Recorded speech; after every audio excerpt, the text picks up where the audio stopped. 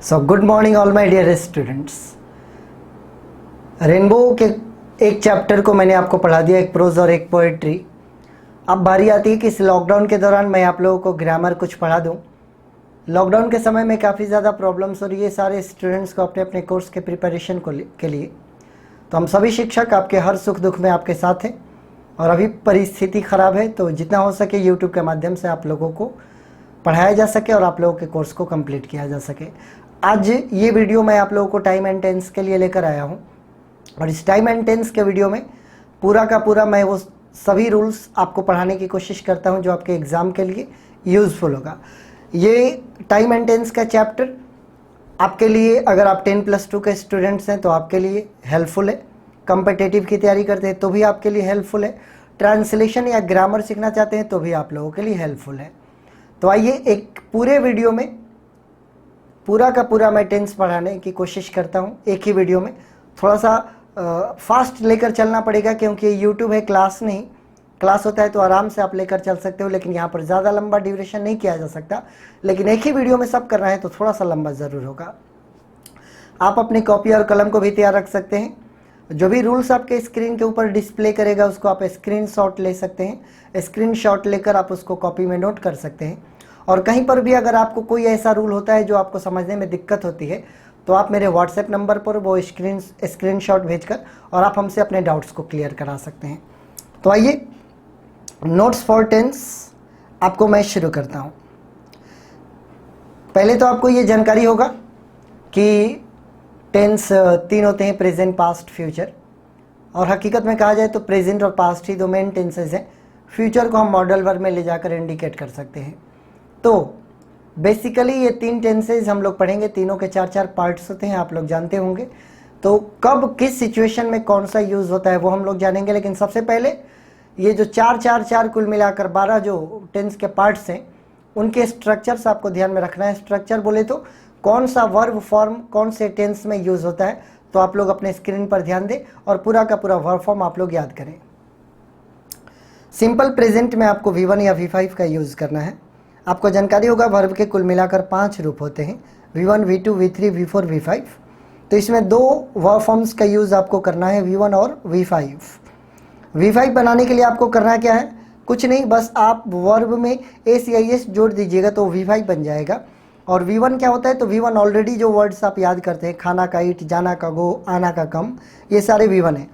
ACIS जोड़ते चलेंगे, नियमानुसार IES जोड़ देंगे नियमानुसार, तो वर्ब का 5वां रूप में कन्वर्ट हो जाएगा। सिंपल प्रेजेंट में आपको ये भी ध्यान रखना है कि नेगेटिव बनाने के लिए डू या डज प्लस नॉट का यूज़ करना होगा। और जब डू या डज लग जाएगा तो ये ध्यान रखना है कि अब V5 नहीं यूज़ होगा। फिर से रिपीट करता हूँ, डू या डज लग जाने पर सिर्फ V1 का यूज़ करेंगे। और इंट्रोगेटिव अगर आपको बनाना होगा तो इंट्रोगेटिव बनाने के लिए आपको डू या डज को सब्जेक्ट के पहले रखना होगा। अब आप लोग ये जान लेंगे कि अगर आप हिंदी भी जानना चाहते हैं सिंपल प्रेजेंट का, तो सामान्यतः जिस वर्ब के अंत में, वाक्य के अंत में ता है, ती है, तेहे आता है तो उसको हम सिंपल प्रेजेंट कहते हैं। ये आप याद कर लेंगे। ये 5 ऐसे सब्जेक्ट हैं जिनके साथ V1 लगेगा और ये नीचे वाले 5 ऐसे सब्जेक्ट हैं जिसके साथ V5 लगेगा। आपको ये भी ध्यान रखना है, जहाँ पर आप V1 लगाते हैं वहाँ पर नेगेटिव और इंट्रोगेटिव में डू लगाना होगा, और जहाँ पर V5 लगाते हैं वहाँ पर नेगेटिव और इंट्रोगेटिव में आपको डज लगाना होगा। ये हो गया सिंपल प्रेजेंट। प्रेजेंट कंटिन्यूअस सबसे आसान टेंस होता है। इसमें आप क्या करेंगे, is, am, are plus verb के साथ ING लगा देंगे। ING लगाने के भी अपने कुछ रूल्स होते हैं, उसको आप लोग ध्यान में रखेंगे। प्रेजेंट परफेक्ट, हैव या हैज़ लगा दीजिए और वर्ब का 3rd फॉर्म V3 आपको लगाना होगा। प्रेजेंट परफेक्ट ये वर्ब फॉर्म आप याद रखेंगे। V3 90% V3 में ED लगता है और 10% V3 ऐसे होते हैं जिसमें नए वर्ड्स आते हैं, उनको आपको लर्न करना होता है, याद करना होता है। प्रेजेंट परफेक्ट कंटिन्यूअस, इसमें हैव या हैज़ लगाएंगे, इसके बाद बी का 3rd फॉर्म बीन लगाएंगे और इसके बाद जो वर्ब आएगा उसमें ING लगाएंगे। ये प्रेजेंट परफेक्ट कंटिन्यूअस हो जाएगा। सिंपल पास्ट, इसमें आप V2 लगाएंगे, लेकिन अगर नेगेटिव में जाना होगा तो डिड नॉट लगाइएगा और इंट्रोगेटिव में आप डिड को सब्जेक्ट के पहले कर दीजिएगा। ये सिंपल पास्ट हो गया। सिंपल पास्ट बोले तो पहले की बात है। पास्ट कंटिन्यूअस, इसमें वॉज या वर लगाइएगा और वर्ब जो आएगा उसमें आईएनजी लगा देना है। पास्ट परफेक्ट, हैड लगाकर वर्ब का थर्ड फॉर्म लगाइएगा तो पास्ट परफेक्ट होता है। पास्ट परफेक्ट कंटिन्यूअस, इसमें हैड लगाइए, बीन लगाइए और वर्ब में आईएनजी लगाइए। सिंपल फ्यूचर, इसमें शैल या विल लगाइए और वर्ब का फर्स्ट फॉर्म लगाइए। फ्यूचर कंटिन्यूअस, इसमें शैल या विल लगाइए, बी लगाइए और वर्ब में आईएनजी लगाइए। फ्यूचर परफेक्ट, शैल या विल लगाइए, हैव लगाइए और V3 लगाइए। फ्यूचर परफेक्ट कंटिन्यूअस, इसमें शैल या विल लगाकर, हैव लगाकर, बीन लगाकर और वर्ब में आईएनजी लगाना होगा। तो कुल मिला जुलाकर आपने ये देखा कि ये वर्ब फॉर्म है। V1 या V5 प्रेजेंट में। कंटिन्यूअस जब आएगा तो आईएनजी लगाना ज़रूरी है, चाहे वो कोई भी कंटिन्यूअस हो। परफेक्ट अगर आएगा तो प्रेजेंट होगा तो हैव हैज और पास्ट होगा तो हैड लगाना होगा। बड़ा सिंपल सा तरीका है, आप इसको चाहें तो याद कर सकते हैं और अगर आप एक बार याद कर लिए तो आगे के टेंस आपको समझने में सुविधा होगी। ये वर्ब फॉर्म हो गया। आगे के जो भी मैं रूल्स बताऊंगा उसको याद रखने के लिए आपको वर्ब फॉर्म ध्यान रखना होगा। तो आइए अब आपके स्क्रीन पर पहला रूल आता है, इसको आप ध्यान से देखें। रूल नंबर 1 कहता है सार्वभौमिक सत्य, मतलब कि यूनिवर्सल ट्रूथ है। ऐसी कोई भी बात जो कि पूरी दुनिया में सत्य मानी जाती है उसको हम यूनिवर्सल ट्रूथ कहते हैं। तो यूनिवर्सल ट्रूथ कभी भी अगर आप इंग्लिश में ले जाइएगा तो उसके लिए सिंपल प्रेजेंट का यूज़ कीजिएगा। सिंपल प्रेजेंट का यूज़ करने का मतलब कि उसमें वर्ब का पहला या पांचवा रूप सब्जेक्ट के अनुसार लगाइएगा। जैसे यहाँ पर देखिए the sun rises in the east, सूर्य पूरब में उगता है, ये यूनिवर्सल ट्रूथ है। इसीलिए यहाँ पर देखिए राइजेज वर्ब का पांचवा रूप लगा है। सन यहाँ पर सिंगुलर है इसीलिए पांचवा रूप लगा है। सन अगर प्लूरल होता तो ये पहला रूप लगता। मिल्क इज वाइट, दूध उजला होता है, ये भी यूनिवर्सल ट्रूथ है ना। ब्लड इज रेड, खून लाल होता है, ये भी यूनिवर्सल ट्रूथ है। काउज ईट ग्रास, गायें घास खाती है, ये भी यूनिवर्सल ट्रूथ है। The earth moves around the sun, ये भी यूनिवर्सल ट्रूथ है। तो आप देखेंगे कि सब में ईट V1 है, मूव्स V5 है और इज क्यों लगा है ये मैं आपको अब बताता हूँ। आप ये याद रखिएगा कि जब भी वाक्य में कोई वर्ब नहीं रहेगा तो आपको इज एम आर ही वर्ब के रूप में यूज करना होगा आपको। पृथ्वी गोल है, इसमें कोई वर्ब नहीं है तो बी को यहाँ पर वर्ब बना दिया गया, इज लगा लिया गया, द अर्थ इज राउंड।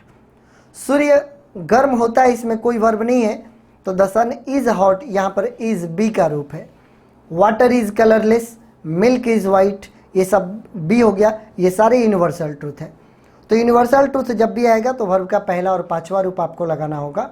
और अगर कोई वर्ब नहीं होता है तो बी को आप इज एम आर में बदलकर सब्जेक्ट के अनुसार यूज करेंगे। रूल नंबर 2, रेडियो और टीवी पर अक्सर आप लोग मैचेस की कमेंट्री सुनते होंगे। कमेंट्री करने के लिए कमेंटेटर हमेशा सिंपल प्रेजेंट का यूज़ करता है, हमेशा नहीं अधिकांशतः सिंपल प्रेजेंट का यूज़ करता है।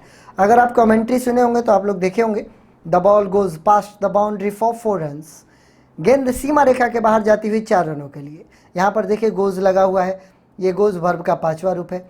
Sachin throws the ball to the wicket keeper, throw में एस लगाकर ये पांचवा रूप बनाया गया है। सचिन सिंगुलर है इसीलिए V5 लगा हुआ है। इंडिया टेक ऑन पाक टुडे, इंडिया का मुकाबला आज पाक से होने वाला है। यहाँ पर इंडिया को टीम मानकर प्लूरल बनाकर और टेक यानी कि V1 का यूज़ किया गया है। रूल नंबर 2, आपके रेडियो के और टीवी पर जो रनिंग कमेंट्री होती है, अगर आप क्रिकेट कमेंटेटर हैं तो आप सिंपल प्रेजेंट का यूज़ करके कमेंट्री कर सकते हैं। रूल नंबर 3, ऐसा कोई भी कार्य जो कि नियमित रूप से होता है, जिसकी हैबिट है वो काम होने की, तो हैबिचुअल फैक्ट उसको कहा जाता है। हैबिचुअल फैक्ट जैसे कि रेगुलरली कोई काम होता है, शी कम्स हियर डेली, वो यहाँ रोज़ आती है। I meet him twice a week, मैं उससे सप्ताह में 2 बार मिलता हूँ। शी जेनरली प्लेज फुटबॉल, वह सामान्यतः फुटबॉल खेलती है। यू ऑफन टेल अ लाई, तुम अक्सर झूठ बोलते हो। Man seldom accepts his mistakes, मनुष्य शायद ही अपने गलतियों को स्वीकार करता है। इन सारे वाक्यों के मीनिंग में आप देख रहे हैं कि हैबिचुअल फैक्ट्स है, हैबिट्स है। हैबिट्स वाले वाक्यों को पहचानने के लिए सबसे आसान तरीका है कि आप कुछ एडवर्ब्स ऑफ टाइम याद कर ले।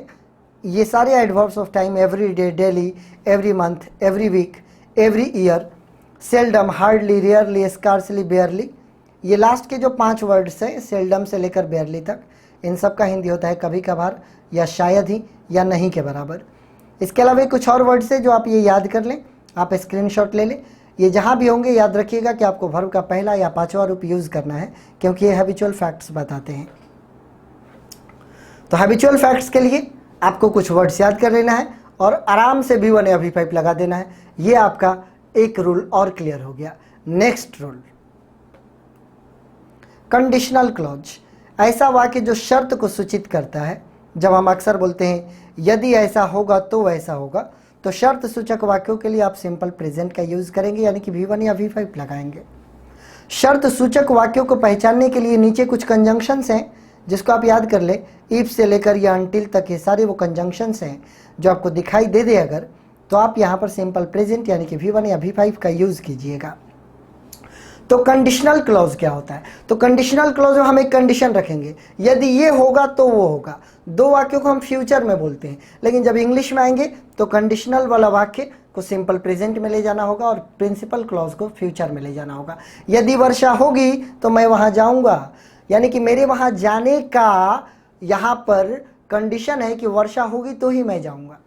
यदि तुम मेरी मदद करोगे तो मैं तुम्हारे भाई को 100 रुपए दूंगा।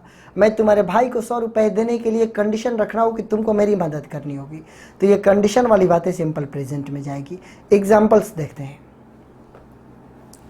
If it rains we shall not go to school today. देखिए इफ लगा है ना यहाँ पर, ये इफ के कारण ये वर्ब का पांचवा रूप रेन्स यहाँ पर लगा है। यदि वर्षा होगी तो हम लोग आज स्कूल नहीं जाएंगे।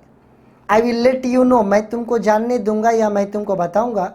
As soon as he comes here, जो ही वो यहाँ आएगा। या एज सुन एज है ना, इसी के कारण यहाँ पर कम्स लगा है वर्ब का पांचवा रूप। Call me in case you need my help. In case के कारण यहाँ पर देखिए यू के बाद नीड वर्ब का पहला रूप लगा है। Wait here till I come back, till के कारण यहाँ पर कम यानी कि V1 लगा है। Meet me before you leave for the office, यहाँ पर बिफोर के कारण यू के अनुसार यहाँ पर V1 लगा है। ये सारे जो आ रहे हैं ये सारे कंडीशंस हैं। कंडीशनल क्लॉज को आप ऐसे ही यूज करिएगा, बहुत ही आसानी से ये रूल आप समझ गए। Next rule, pre decided programme, यानी कि ऐसा कोई प्रोग्राम जो आप पहले से डिसाइड कर चुके हैं कि वो कब होगा, उसका दिन तारीख समय सब कुछ पहले से तय है, तो उसके लिए सिंपल प्रेजेंट का यूज करना होगा। एग्जाम्पल्स देखें। The CM of Bihar leaves for New Delhi tomorrow. Bihar के सीएम कल न्यू दिल्ली के लिए प्रस्थान करेंगे, तो बिहार के सीएम का प्रस्थान करना यह पहले से डिसाइडेड है, इसीलिए यहाँ पर गौर कीजिए कि सीएम के लिए लिव्स यानी कि वर्ब का पांचवा रूप लगा है। The second test match between India and Australia starts on 3 February. ये मान लीजिएगा 2021 वाला फरवरी है, 2020 वाला बीत चुका है। ये कह रहा है कि इंडिया और ऑस्ट्रेलिया के बीच दूसरा से टेस्ट मैच 3 फरवरी को स्टार्ट होगा, यानी कि होगा तो 3 फरवरी को, लेकिन उसका टाइम पहले से डिसाइड है। नेक्स्ट वीक नेक्स्ट वीक तो उसी में है। राम वेड्स सीता। यहाँ पर मैं आप लोगों को बताना चाहूँगा कि अक्सर आप लोग शादी विवाह की गाड़ियों पर देखते हैं राम संग सीता, राम वेड सीता लिखा रहता है। वेड का मतलब विवाह करना होता है और वेड एक वर्ब है। वेड में एस लगाकर वर्ब का पांचवा रूप बनाया जाता है। राम का विवाह सीता से होना तय है, राम संग सीता। बहुत सारे लोगों को लगता है कि वेड्स का मतलब संग होता है, नहीं, ऐसा नहीं है। वेड का वहाँ पर यूज़ किया गया है और वहाँ पे रूल लागू हो रहा है कि वो प्री डिसाइडेड है कि राम का विवाह सीता से होना तय है, इसीलिए वेड में एस लगाया गया है। Next example, the marriage party leaves for Arrah at 3 PM today. कल आज 3 बजे मैरिज पार्टी आरा के लिए प्रस्थान करेगी, तो बारात जाने का समय पहले से तय किया जा चुका है, इसीलिए यहाँ पर लिव्स लगा हुआ है। रूल नंबर 8, कुछ एक्सक्लेमेटरी सेंटेंस भी होते हैं जिनमें आप सिंपल प्रेजेंट का प्रयोग करते हैं। इसको समझने के लिए आपको डायरेक्ट एग्जाम्पल देखना होगा। याद रखिएगा कि ऐसे वाक्यों की शुरुआत हियर या देयर से होती है और उसके बाद कम या कम्स, और नाउन रहेगा तो लास्ट में, लेकिन अगर प्रोनाउन रहेगा तो प्रोनाउन पहले होगा और बाद में कम या कम्स लगेगा। या अगर कम या कम्स नहीं लगाना चाहते तो बी लगा सकते हैं आप। बी लगाने का मतलब, बी का मतलब इज, एम, आर का आप यूज कर सकते हैं। ये 3 स्ट्रक्चर है, इनको बहुत ही बढ़िया से आपको समझना होगा। अब देखिए यहाँ पर लिखा है here comes Mohan. Mohan noun है और यहाँ पर exclamation mark, here comes Mohan, ये लो मोहन आ गया। आश्चर्य में बोलने के लिए आप हियर कम्स मोहन का प्रयोग कर सकते हैं। अब यहाँ पर एक और देखिए, देयर यू आर, यहाँ पर बी के लिए आर का प्रयोग किया गया है और ये प्रोनाउन है तो पहले प्रोनाउन आया है, बाद में आर आया है। नाउन आएगा तो लास्ट में जाएगा, प्रोनाउन आएगा तो वर्ब के पहले आएगा। देयर यू आर, और यहाँ हैं जी आप, ऐसे हम आश्चर्य में बोलते हैं। हियर वी गो, ये रहा। कोई भी चीज़ शुरुआत करने के लिए आप देखते होंगे कमेंटेटर भी मैच शुरू होने से पहले कहता है हियर वी गो, ये रहा। अब हम आते हैं प्रेजेंट कंटिन्यूअस में। प्रेजेंट कंटिन्यूअस में आपको ध्यान रखना होगा कि इज एम आर लगाना है और वर्ब में आईएनजी लगाना है, आपको मैंने पहले बता रखा है। इसकी हिंदी आप लोग निकालना चाहें तो बहुत आसान है, रहा है, रही है, रहे हैं, आराम से निकाल सकते हैं आप। वैसे हिंदी और इंग्लिश का कोई खास ताल्लुकात नहीं होता। हाँ, अगर आप इंग्लिश में कमज़ोर हैं तो हिंदी का सहारा आपको लेकर आगे बढ़ना है। चलिए तो अगला रूल आपको दिखाते हैं। जो कार्य बोलते समय चल रहा हो उसके लिए प्रेजेंट कंटिन्यूअस का प्रयोग किया जाता है। ऐसे वाक्यों की पहचान निम्नलिखित शब्दों से की जाती है। ये जो शब्द आप देख रहे हैं, now, at present, eight the moment, currently, now a days, this days, still, etc, ये सारे वो वर्ड्स हैं। अगर ये आपको कहीं पर भी दिखाई दे देते हैं तो आप यहाँ पर इज, एम आर और वर्ब में आईएनजी का प्रयोग कीजिएगा, यानी कि प्रेजेंट कंटिन्यूअस का प्रयोग कीजिएगा। जब ये वर्ड्स आते हैं तो इसका मतलब ये निकलता है कि कोई ऐसा कार्य है जो आप बोल रहे हैं और उस समय वो कार्य हो रहा है। एग्जाम्पल देखिए, they are playing at the moment, वे लोग अभी खेल रहे हैं। Nowadays we are increasing our population at a very fast pace, आजकल हम अपनी जनसंख्या को बड़ी तीव्र गति से बढ़ा रहे हैं। At present she is talking to her father, फिलहाल वो अपने फादर से बात कर रही है। Her mother is still waiting outside, उसकी माँ अभी भी आउटसाइड वेट कर रही है। I am preparing for SSC now, मैं अभी एसएससी की तैयारी कर रही हूँ। अब आप गौर करें, are playing present continuous, are increasing present continuous, is talking present continuous, is waiting present continuous, I am preparing present continuous. सारे वाक्य प्रेजेंट कंटिन्यूअस में, और सारे वाक्य के अंत में आप देख ले कोई ना कोई वर्ड लगा है। Eight the moment, at present, now days, now, तो ये सारे वर्ड्स आपको प्रेजेंट कंटिन्यूअस को समझने में हेल्प करेंगे। नेक्स्ट, रूल नंबर 10, भविष्य में होने वाले कार्यों के लिए भी प्रेजेंट कंटिन्यूअस का प्रयोग किया जाता है। कई बार आप देखेंगे कि कोई कार्य होगा फ्यूचर में, लेकिन आप बोलते प्रेजेंट कंटिन्यूअस में। मैं कल पटना जा रहा हूँ, जाऊँगा कल, लेकिन बोल रहा हूँ मैं जा रहा हूँ। तो ऐसे वाक्य जो कि होंगे भविष्य में, उसके लिए भी आप प्रेजेंट कंटिन्यूअस का यूज़ कर सकते हैं।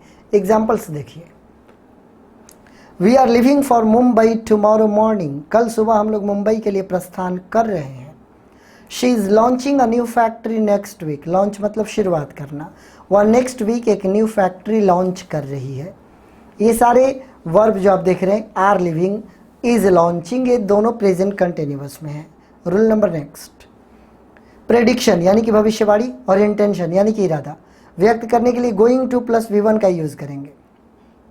कभी भी अगर आपको कोई भविष्यवाणी करनी है कि 2021 में ये होने वाला है, तुम ये बनने वाले हो, या आप अपना इरादा बता रहे हो कि मैं एक कार खरीदने वाला हूँ, मैं तुम्हें पीटने वाला हूँ, मैं तुम्हें दंडित करने वाला हूँ, ऐसे वाक्यों में आप प्रेजेंट कंटिन्यूअस का यूज़ कीजिएगा और गोइंग लगाकर 2 प्लस V1 का यूज़ कीजिएगा।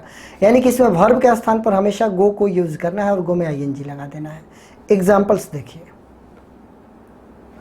She is going to marry a billionaire, वह एक बिलियनियर से शादी करने वाली है, यानी कि उसका इरादा है बिलियनियर से शादी करने का। It is going to occur heavy snowfall in Kashmir tomorrow, occur मतलब होना, कश्मीर में कल हेवी स्नोफॉल होने वाला है, भविष्यवाणी की जा रही है। स्नोफॉल मतलब बर्फबारी, बहुत ही भारी बर्फबारी होने वाली है कश्मीर में कल। ये हो गया इंटेंशन और प्रेडिक्शन, जिसके लिए गोइंग आपको यूज़ करना है। देख ले दोनों वाक्यों में गोइंग लगा हुआ है। नेक्स्ट जो आपका दिख रहा है यहाँ पर, थोड़ा सा मिसप्रिंटेड है रूल, मैं आपको बता रहा हूँ कि कुछ ऐसे वर्ब्स होते हैं जिनका प्रयोग आप कंटिन्यूअस में नहीं कर सकते हैं। आप चाहें तो नोट कर ले, यहाँ पर स्क्रीन रिकॉर्डिंग में वो टाइप नहीं हो पाया है। कुछ ऐसे वर्ब्स होते हैं जिनका प्रयोग आप कंटिन्यूअस में नहीं कर सकते, क्योंकि ये कंटिन्यूअस का मीनिंग नहीं देते हैं, जैसे see, notice, behold, here, seem, appear, etc। ये सारे वो वर्ड्स हैं जिनका प्रयोग आपको कंटिन्यूअस में नहीं करना है। जैसे अगर कोई बोलता है आर यू हियरिंग मी, ये गलत है, डू यू हियर मी बोलना होगा। शी इज लविंग मी, ये गलत है, शी लव्स मी होगा। सामान्य अर्थ में इनका प्रयोग कंटिन्यूअस में आप नहीं कर सकते हो, लेकिन अगर कोई विशेष अर्थ निकल रहा है तो आप इनका प्रयोग कंटिन्यूअस में कर सकते हो। हियर का मतलब सुनना होता है और हियर का मतलब सुनवाई करना भी होता है, तो सुनवाई करना विशेष अर्थ है। The court is hearing the case tomorrow, कल अदालत में आपके मामले की सुनवाई हो रही है, यहाँ पर हियरिंग ठीक है। फील मतलब महसूस करना और फील मतलब टटोलना भी होता है, तो टटोलना विशेष अर्थ हो गया। I am feeling for my purse in the darkness, मैं अंधेरे में अपने पर्स को टटोल रहा हूं। तो ये याद रखना है कि ये जो वर्ब्स हैं इनका प्रयोग आप कंटिन्यूअस में नहीं करोगे, लेकिन विशेष अर्थ होगा तो आप कंटिन्यूअस में कर सकते हो। नेक्स्ट देखिए, परमानेंट क्वालिटी अगर बताना हो तो इनका प्रयोग आप सिंपल प्रेजेंट में करेंगे, लेकिन अगर इन्हीं शब्दों का टेम्पोररी क्वालिटी में यूज करना हो तो आप कंटिन्यूअस में करेंगे। जैसे स्मेल कहता है कि मैं प्रेजेंट कंटिन्यूअस में नहीं आऊँगा, लेकिन परमानेंट क्वालिटी बताने के लिए आएगा, परमानेंट क्वालिटी बताने के लिए सिंपल प्रेजेंट में जाएगा, लेकिन टेम्पोररी क्वालिटी बताने के लिए आपको प्रेजेंट कंटिन्यूअस में आना होगा। रोजेज स्मेल स्वीट, गुलाब मीठे गमकते हैं, ये परमानेंट क्वालिटी है। आई एम स्मेलिंग द रोज, मैं रोज को स्मेल कर रहा हूँ, ये टेम्पोररी मीनिंग में यूज किया गया है, ये हमेशा के लिए नहीं बताया जा रहा है। आई एम स्मेलिंग द रोज, मैं रोज को स्मेल कर रहा हूँ, बस ये कहने का मतलब है। नेक्स्ट रूल नंबर 13, कुछ ऐसे एडवर्ब्स ऑफ टाइम होते हैं विद्यार्थी लोग, आप लोग इसको तो एकदम याद कर ले क्योंकि आपके एग्जाम में बहुत ज़्यादा हेल्प करेगा। ये नीचे जितने भी दिख रहे हैं ना आपको, ये परमानेंट, ये एडवर्ब्स ऑफ टाइम है, इन सब को आप याद कर लो, एकदम बेझिझक आप याद कर लो। और याद करके जानते हो क्या करो, आप ये याद कर लो कि जहाँ पर ये आएंगे वहाँ पर प्रेजेंट परफेक्ट लगेगा। प्रेजेंट परफेक्ट लगने का मतलब हैव या हैज़ प्लस V3 लगेगा। एग्जाम्पल देखिए, your father has not come here so far, ये सो फार है ना, ये आया था सो फार उधर अभी तक, देखिए यहाँ पर हैज़ लगा है और ये कम वर्ब का थर्ड फॉर्म लगा है, यानी कि present perfect. Have you ever seen the Taj, यहाँ पर एवर लगा है ना, ये बुला दिया हैव और सीन, यहाँ पर प्रेजेंट परफेक्ट ला दिया। He has already taken breakfast, यहाँ पर ऑलरेडी आया है ना, हैज़ और टेकन को बुला दिया, ये प्रेजेंट परफेक्ट में ला दिया। तो अभी जो आपने वर्ड्स देखे जो एडवर्ब्स ऑफ टाइम है, इनको तो आप डेफिनेटली याद कर लो, जहाँ पर भी वो दिखेंगे आप हैव या हैज़ प्लस V3 लगा देना, आपका हमेशा सही जवाब होगा। और इंटर के एग्ज़ाम में टाइम एंड टेंस ऐसे फिल इन द ब्लैंक्स करने के लिए पूछता है और आप आसानी से जवाब दे सकते हो। नेक्स्ट, जिन वाक्यों में सिंस या फॉर लगा रहेगा आप याद रखिएगा, तो सामान्यतः एक रूल कहता है कि उनको हमको प्रेजेंट परफेक्ट कंटिन्यूअस में ले जाना है, लेकिन ये भी याद रखिएगा कि प्रेजेंट परफेक्ट कंटिन्यूअस से ये बोध होता है कि कोई ऐसा एक्शन था जो पास्ट में शुरू हुआ, वो प्रेजेंट में भी चल रहा है और उसकी फ्यूचर में भी चलने की संभावना है। तो जब तीनों टेंस के दर्शन हो जाएं तो प्रेजेंट परफेक्ट कंटिन्यूअस का यूज़ कीजिएगा। एग्जाम्पल देखिए, I have been teaching English since 2008, मैं 2008 से इंग्लिश पढ़ा रहा हूँ। पढ़ाना मैंने शुरू किया 2008 में, अभी भी मैं पढ़ा रहा हूँ और फ्यूचर में भी पढ़ाने की संभावना बरकरार है, इसीलिए यहाँ पर सिंस जो लगा है ना, ये बुला लिया have been teaching, present perfect continuous. Next example देखिए, they have been working in this factory for 20 years, वे लोग इस फैक्ट्री में 20 वर्षों से वर्क कर रहे हैं, यानी कि उन लोगों ने वर्क करना शुरू किया 20 वर्ष पहले, अभी भी कर रहे हैं और फ्यूचर में भी करने की संभावना है। नोट ये भी याद रखिएगा कि कुछ ऐसा भी वर्ब होता है, अगर वाक्य में कोई वर्ब ही नहीं है, केवल बी को वर्ब के रूप में यूज़ करना है, तो वहाँ पर आप ING का प्रयोग मत कीजिएगा, वहाँ पर केवल आप हैव बीन हैज़ बीन लगाइएगा।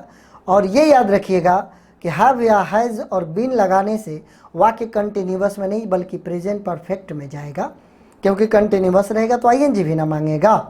अब देखिए नीचे, वह जनवरी से बीमार है, तो सिंस जनवरी लगा है तो यहाँ पर कोई वर्ब नहीं है तो हैज़ बीन लग गया, ये प्रेजेंट परफेक्ट है।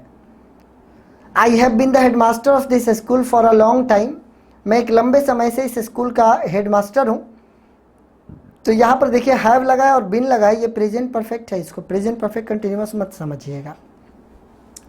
अगला नोट ये कहता है कि कुछ ऐसे भी वर्ब होते हैं जिनको आप कंटिन्यूअस में नहीं लिख सकते, जैसा अभी मैंने पीछे बताया।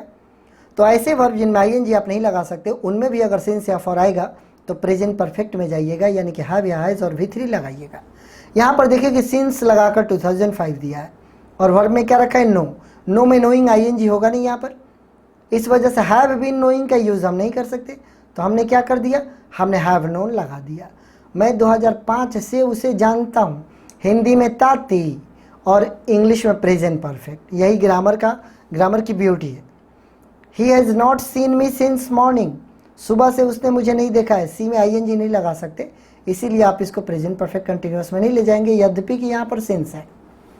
I have loved her for 10 years, for 10 years होने के बावजूद आप लविंग नहीं करेंगे, हैव बीन लविंग नहीं, बल्कि हैव लव्ड करेंगे, क्योंकि लव का प्रयोग कंटिन्यूअस में नहीं होता। रूल नंबर 15 आता है, भूतकाल में चलते हैं, इसीलिए स्क्रीन ब्लैक हो गया। सिंपल पास्ट, ऐसा कोई भी कार्य जो पूरा खत्म हो गया, उसका कोई नामो निशान बाकी नहीं, उसको हम सिंपल पास्ट कहते हैं।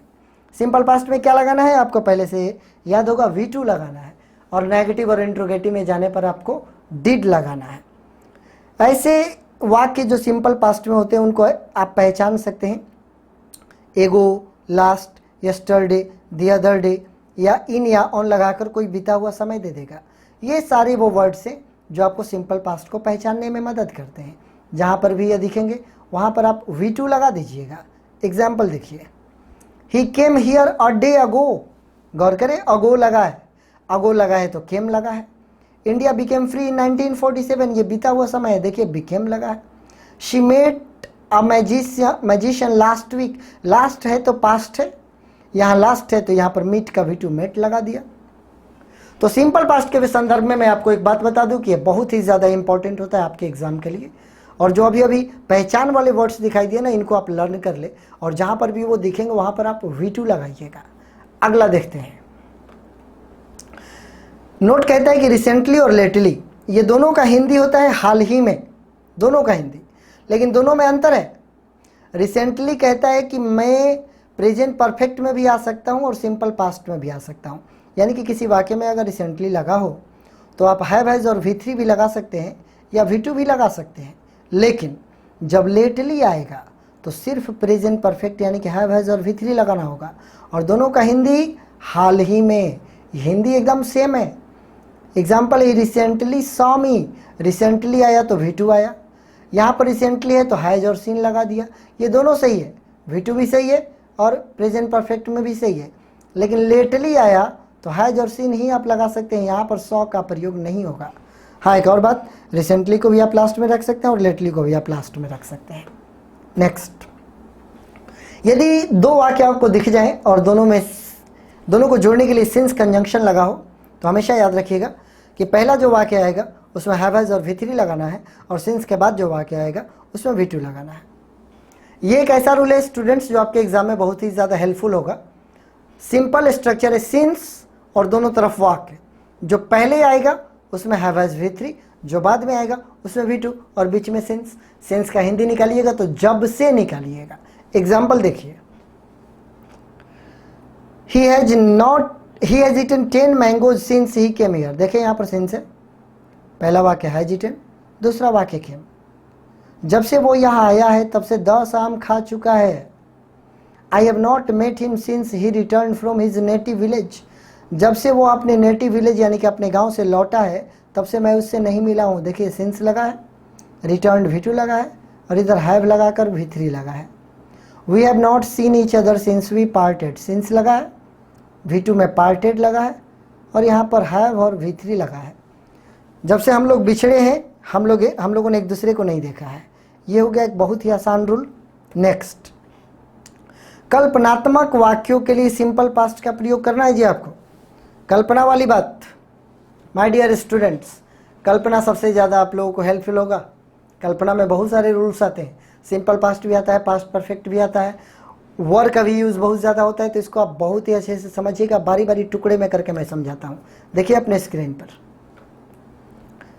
कल्पनात्मक वाक्यों को पहचानने के लिए आप ये वर्ड्स याद करें, इफ़, एज इफ़, एज दो।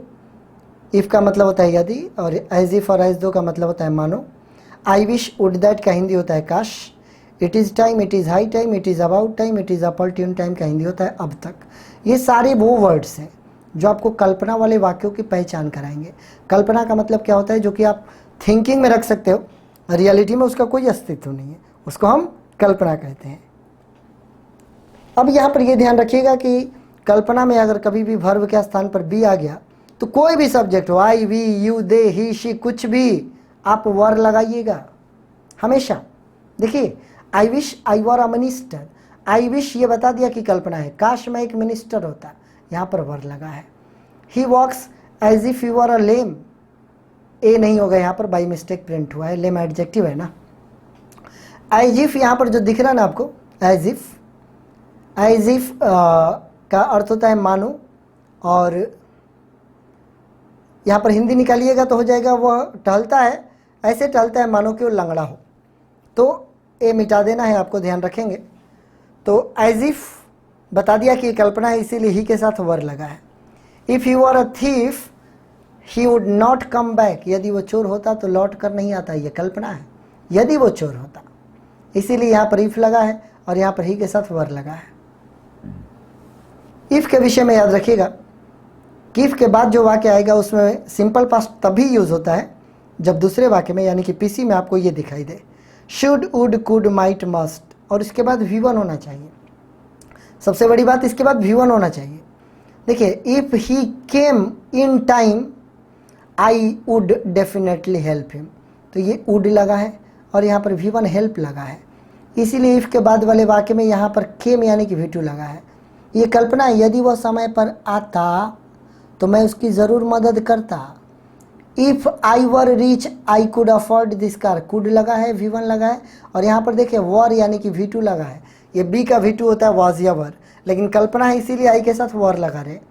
यदि मैं धनी होता तो यह कार अफोर्ड कर सकता था। हाँ, एक और बात ध्यान रखेंगे कि जो ये इफ़ दिख रहा है, अगर आप यहाँ चाहें तो यहीं पर वर को लिख सकते हैं। वर आई रिच, यदि मैं धनी होता। वर आई अ बर्ड, यदि मैं चिड़िया होता। वर आई यू, यदि मैं तुम्हारी जगह होता। ऐसे वाक्यों का आप यूज कर सकते हैं। एज इफ, एज दो, आई विश, वुड, दैट, इनके बारे में ध्यान रखेंगे कि इनके बाद कभी भी अगर वर्ब आएगा तो हैड और V3 लगाइएगा, लेकिन वर्ब के स्थान पर अगर बी आएगा तो वर लगाइएगा। जैसे आई wish I were the CM of Bihar, ये बी का रूप है। काश मैं CM होता बिहार का, इसीलिए वर लगा है। I wish I had seen you before, see एक वर्ब है देखना, इसीलिए यहाँ पर हैड और V3 लगा है। काश कि मैंने तुमको पहले देखा होता। इन चारों के विषय में याद रखिएगा, it is time, it is high time, इन चारों का हिंदी होता है अब तक। और इनके बाद वर्ब आएगा तो V2 हमेशा लगेगा, एकदम रट्टा मार लें आप। जहाँ भी ये चारों दिखेगा V2 लगा देना। इट इज़ हाई टाइम दिख रहा है ना, देखो यहाँ पर रिच्ड लगा हुआ है। यहाँ पर इट इज़ अपॉर्ट्यून टाइम दिख रहा है ना, देखो यहाँ पर स्टार्टेड V2 लगा हुआ है। जब कोई कार्य भूतकाल में, यहाँ पर स्टूडेंट्स में आप लोगों को बताना चाहूँगा कि अगर दो एक्शन है पास्ट में, एक पहले से चल रहा हो और बीच में एक दूसरा हो जाए, जैसे कि जब मैं खा रहा था तो वह आया, तो पहले से मैं खा रहा था, बीच में वो आ गया, तो जो पहले से चल रहा था उसके लिए पास्ट कंटिन्यूअस, जो बाद बीच में हुआ उसके लिए सिंपल पास्ट। पास्ट कंटिन्यूअस में क्या लगाना है, वॉज या वर, और वर्ब में ING, और सिंपल पास्ट में क्या लगाना है, V2 लगाना है। एग्जाम्पल देखिए, बहुत अच्छे से समझ में आएगा। पहले तो याद रखेंगे कि ऐसे वाक्य व्हेन या व्हाइल से कनेक्टेड होते हैं, दोनों का हिंदी होता है जब। व्हेन आई रीच्ड देयर, जब मैं वहां पहुंचा। ही वॉज प्लेइंग फुटबॉल, तो वो फुटबॉल खेल रहा था, पहले से खेल रहा था इसीलिए was playing.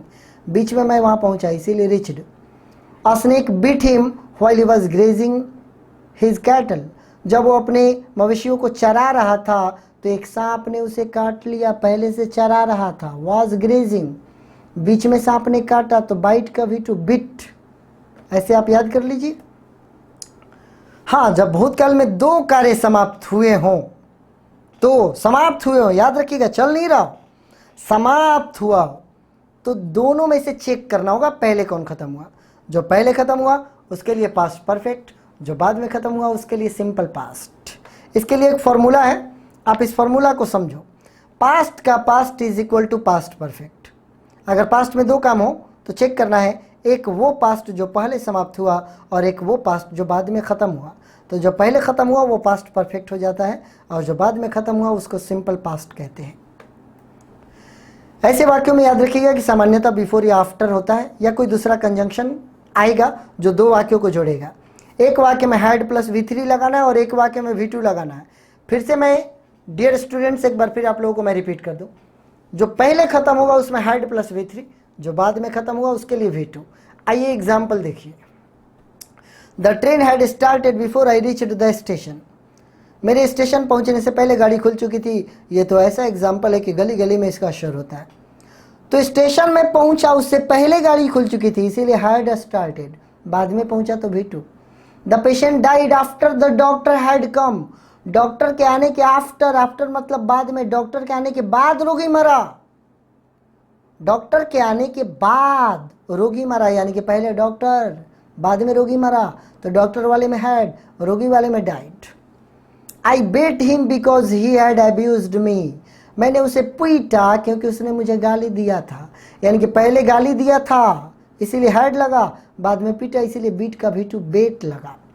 When the police reached, the thieves had already fled. जब पुलिस पहुंची तो चोर पहले ही भाग चुके थे पहले, हैड लगा, पुलिस बाद में इसीलिए V2 लगा। तो ये पास्ट का past is equal to past perfect. इसको तो एकदम आप लोग किसी भी तरीके से याद रखिएगा। जब दोनों कार्य, अब यहां पर एक और बात ध्यान रखना है कि मैंने आपको सिखाया कि एक में हैड प्लस V3 लगाना है, एक में V2 लगाना है। लेकिन अगर दोनों एक्शन, माय डियर स्टूडेंट्स, अगर दोनों एक्शंस एक के बाद एक तुरंत अगर खत्म होगा तो ऐसी स्थिति में हैड की जरूरत नहीं पड़ेगी, दोनों में V2 लगाना होगा। कब? जब एक खत्म हुआ उसके तुरंत बाद दूसरा खत्म हुआ तो दोनों में V2 लगाना होगा। एग्जाम्पल देखिए। कल्पना, ये कुछ गड़बड़ हो गया टाइपिंग में, नहीं यहां पर तो ठीक ही है। The patient fainted after he saw the doctors bill. Patient बेहोश हो गया डॉक्टर का बिल देखने के बाद। तो सोचिए, डॉक्टर ने बिल बनाया कि इतना पैसा दो, और पेशेंट ने देखा, बस घुलट गया, बेहोश हो गया। तुरंत देखा, तुरंत बेहोश हो गया। दोनों में सॉ V2 है, फेंटेड V2 है। फेंटेड मतलब बेहोश हो जाना। He met me after the meeting was over. Meeting खत्म होने के बाद वो मुझसे मिला, तो मेट V2 है और यहाँ पर वॉज भी V2 है। I went to Patna because I had to buy a new laptop. मुझे एक नया लैपटॉप खरीदना था इसलिए मैं पटना गया। वेंट V2 है और यहाँ पर हैड, ये हैव का V2 है, याद रखिएगा। ये पास्ट परफेक्ट वाला हैड नहीं है, नहीं तो V3 होता ना। यहाँ पर तो 2 आया है इसीलिए हैव का V2 है। मुझे एक लैपटॉप खरीदना था। He opened firing when he was ordered. उसने गोली चलाना शुरू कर दिया, ओपन कर दिया फायरिंग जब उसे ऑर्डर दिया गया। जब ही ऑर्डर दिया गया वाज V2 है और यहाँ पर ओपन V2 है। अब कल्पनात्मक वाक्यों के बारे में एक और बात आपको ध्यान रखना होगा कि इफ वाला वाक्य में, इफ वाले वाक्य को पास्ट परफेक्ट में भी रखा जा सकता है। इसके पहले मैं आपको समझा रहा था कि इफ वाले वाक्य को V2 में रखना होगा।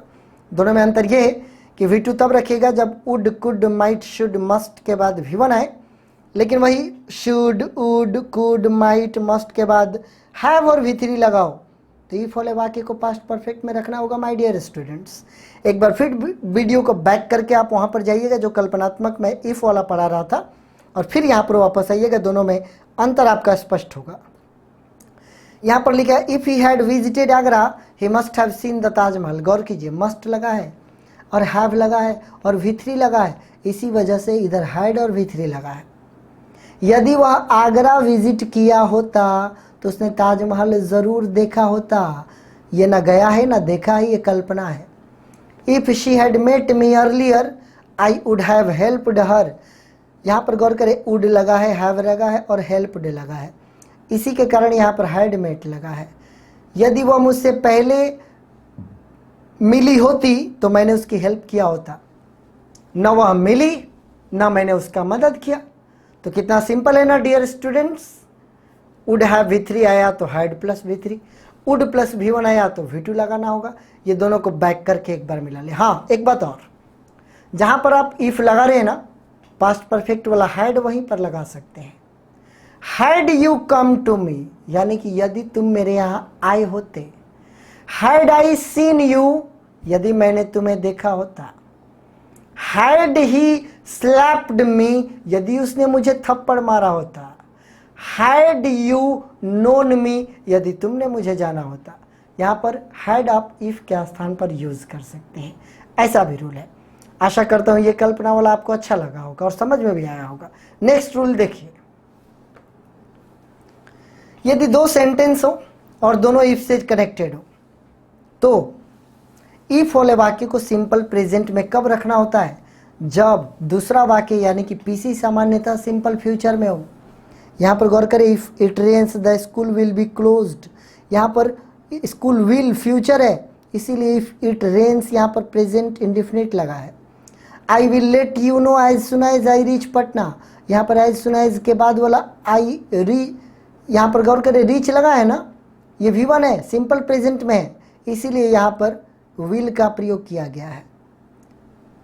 मैं आपको बताता हूँ डियर स्टूडेंट्स, होता क्या है, दो वाक्य आप फ्यूचर में सोचते हैं ना, यदि यह होगा तो वो होगा, तो दोनों को फ्यूचर में नहीं ले जाया जाता है।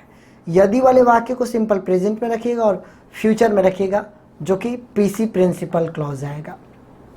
ये भी जितने भी रूल्स मैंने आपको दिए, ये आपके एग्जाम के व्यू से, ये टिपिकल रूल्स है जो कि आपके एग्जाम में आते हैं। ये वो टिपिकल रूल्स है जो कॉम्पिटिटिव एग्जाम में आते हैं। ये वो टिपिकल रूल्स है जो आपके इंग्लिश बोलने और सीखने में मदद करेंगे। वैसे जितना ही ज़्यादा आपका ब्रॉडर एरिया आएगा, जितना ही ज़्यादा आप सीखिएगा, उतना ही व्यापक होता जाएगा आपका टेंस। लेकिन चंद मिनटों के अंदर, 40 मिनट के अंदर लगभग ये वीडियो मैंने बनाया और इसमें पूरा टेंस मैंने बता दिया। मैं बहुत खुश हूँ इस चीज़ को लेकर। मुझे भी लगता था कि 1-1.5 घंटा का वीडियो बनाना पड़ेगा, लेकिन कम समय में। फिर भी अगर दिक्कत होती है कहीं पर भी आपको, तो मेरा व्हाट्सएप नंबर 9931281219 स्क्रीनशॉट खींचकर सेंड कर दीजिएगा। मैं कोशिश करूँगा आपको एक्सप्लेन कर दूँगा। बहुत बहुत धन्यवाद। लॉकडाउन में आप घर पर रहें और सुरक्षित रहें। नमस्कार।